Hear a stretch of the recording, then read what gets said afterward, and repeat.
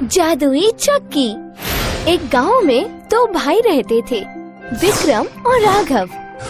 बड़ा भाई विक्रम बहुत अमीर था। छोटा भाई राघव मेहनत तो खूब करता था, लेकिन फिर भी वो अपनी और अपने परिवार की जरूरतें पूरी नहीं कर पाता था। अपनी गरीबी से वो बहुत परेशान था। विक्रम ने पिताजी की कमाई से राघव को उसका हिस्सा नहीं दिया था, ना ही वो राघव की कोई मदद करता था। दिवाली का उत्सव था, सब जगह दियों की रोशनी थी। घर घर में मीठा, नमकीन, नए कपड़े, खुशियों का माहौल था। विक्रम के घर पे बहुत ही धूमधाम से दिवाली मनाई जा रही थी। उसके बीवी और बच्चों ने नए कपड़े और जेवर पहन लिए थे। कई तरह की मिठाइयों से, पंच पकवानों से उसका घर भर गया था। वहीं राघव के घर पर त्योहार तो क्या, खाने पीने के लिए भी पैसे नहीं थे। वो मदद की अपेक्षा से अपने बड़े भाई के घर पहुंचा। सुनो भैया, मेरे काम का अब कोई ठिकाना नहीं है। मैं परेशान हो चुका हूँ। मैं हर रोज काम की तलाश में बाहर निकलता हूँ, लेकिन मुझे मायूसी के अलावा कुछ हाथ नहीं लगता। घर पे राधा और सूरज भूखे बैठे हुए हैं। मेरी कुछ मदद करो। मेरे पास पैसे आते ही मैं तुम्हारा कर्ज लौटा दूंगा भैया। राघव, मैंने बहुत ही कड़ी मेहनत से ये ऐशो आराम कमाया है। आजकल खर्चे भी बहुत बढ़ गए हैं। तुम्हें भी कड़ी मेहनत करनी होगी।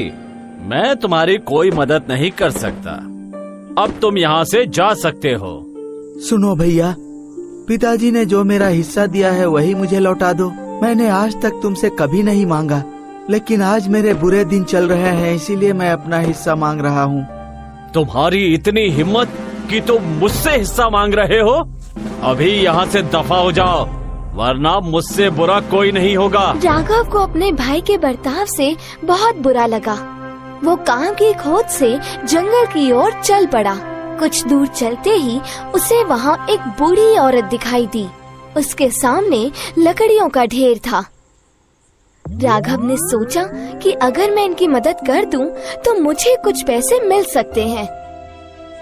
क्या मैं ये लकड़ियाँ आपके घर तक पहुँचा दूं माताजी? आप मुझे उसके बदले कुछ पैसे दे देना। और भी कुछ काम होगा तो मैं वो भी कर दूंगा। जरूर, मेरी मदद करने का पैसा मैं तुम्हें जरूर दूंगी।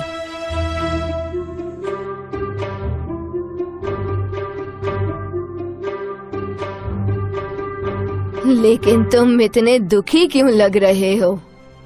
घर पर बीवी बच्चा भूखे हैं। खाने के लिए घर पर अनाज का एक दाना भी नहीं है। कहीं भी काम नहीं मिल रहा है। दुखी मत हो, ये लो केसर की मिठाई। कुछ आगे चलते ही 4 घने पेड़ दिखेंगे। उनके पीछे ही छोटी सी एक गुफा है। उसमें 3 बौने रहते हैं और उन्हें ये मिठाई बहुत पसंद है। जैसे ही वो ये मिठाई देखेंगे, वो तुमसे ये मिठाई मांगेंगे। तुम इस मिठाई के बदले उनसे चक्की मांग लेना। चक्की के आते ही तुम्हारे दिन बदल जाएंगे। राघव ने बूढ़ी औरत की मदद की और उनसे वो मिठाई लेके जंगल में आगे बढ़ने लगा। कुछ देर चलने के बाद उसे 4 बड़े पेड़ दिखाई दिए। उनके पास जाते ही राघव को एक गुफा दिखाई दी। उसका दरवाजा बहुत ही छोटा सा था। वह झुककर गुफा के अंदर गया। जैसे ही वह अंदर गया, उसने देखा 3 बौने अंदर खड़े थे। राघव के हाथ में केसर की मिठाई देखकर वह तीनों ही बहुत खुश हुए। हमें ये केसर की मिठाई बहुत पसंद है। क्या तुम हमें ये दे सकते हो? हाँ, ये मिठाई तुम हमारे लिए यहीं रख दो। ठीक है, मैं ये मिठाई आप लोगों को देने के लिए तैयार हूँ, लेकिन मुझे इसके बदले आप लोग वो चक्की दे दो। ठीक है, हम तुम्हें ये चक्की दे देते हैं। लेकिन सुनो, ये कोई मामूली चक्की नहीं है, ये जादुई चक्की है। तुम इससे जो मांगोगे वो तुम्हें मिल जाएगा। और जैसे ही तुम्हारी जरूरत पूरी हो जाए, तुम इस पर एक लाल रंग का कपड़ा डाल देना। इस चक्की को रोकने का यही एक तरीका है। शुक्रिया, मैं इस बात को जरूर याद रखूंगा। राघव बहुत ही खुश हो गया, लेकिन उसे यकीन नहीं हो रहा था। उसने केसर की मिठाई उन बौनों को दे दी और चक्की लेकर घर आ गया। घर पे बीवी और बच्चा भूखे ही बैठे थे। राघव ने पत्नी को सारी घटना बताई। उन्होंने एक चादर बिछाकर चक्की उस पर रख दी। राघव ने चक्की से कहा, चक्की चक्की चावल दे दो। देखते ही देखते वहाँ चावल का ढेर लग गया। फिर राघव ने लाल कपड़ा डालकर चक्की को रोक दिया। फिर एक एक करके उसने चक्की से दाल, गेहूं और बाकी का अन्य सामान भी मांग लिया। राघव और उसके घर वालों ने भरपेट खाना खाया। अब राघव बाकी का अनाज लेकर बाजार जाके बेच आता था। देखते ही देखते राघव की आर्थिक परिस्थिति सुधरने लगी। पहनने के लिए अच्छे कपड़े, भरपेट खाना और बच्चे की शिक्षा, सब कुछ आसान हो गया। राघव ने नया घर भी बनाया। यह बात उसके बड़े भाई विक्रम तक पहुंच गई। यह जानकर उसे बहुत हैरानी हुई। कल तक तो इस राघव के पास खाने तक के लिए पैसे नहीं थे। अब इतने सारे पैसे, नया घर, कपड़े, खाना पीना, बच्चों की शिक्षा, कहाँ से आया इसके पास इतना पैसा? मुझे ये राज जानना ही चाहिए। वह खाना खाने के बहाने राघव के घर गया। खाना खा के वापस ना जाते हुए वह खिड़की के बाहर रुक गया और छिपकर वह घर पे नजर रखने लगा। जैसे ही राघव ने चक्की से अनाज मांगा, चक्की ने अनाज देना शुरू कर दिया। यह देखकर विक्रम ने सोचा कि वो ये चक्की चुरा कर घर ले जाएगा। दूसरे दिन राघव अनाज बेचने जब बाजार गया तो विक्रम चुपके से राघव के घर में घुस गया। सबकी नजर चुराकर वो चुपके से चक्की अपने घर ले गया।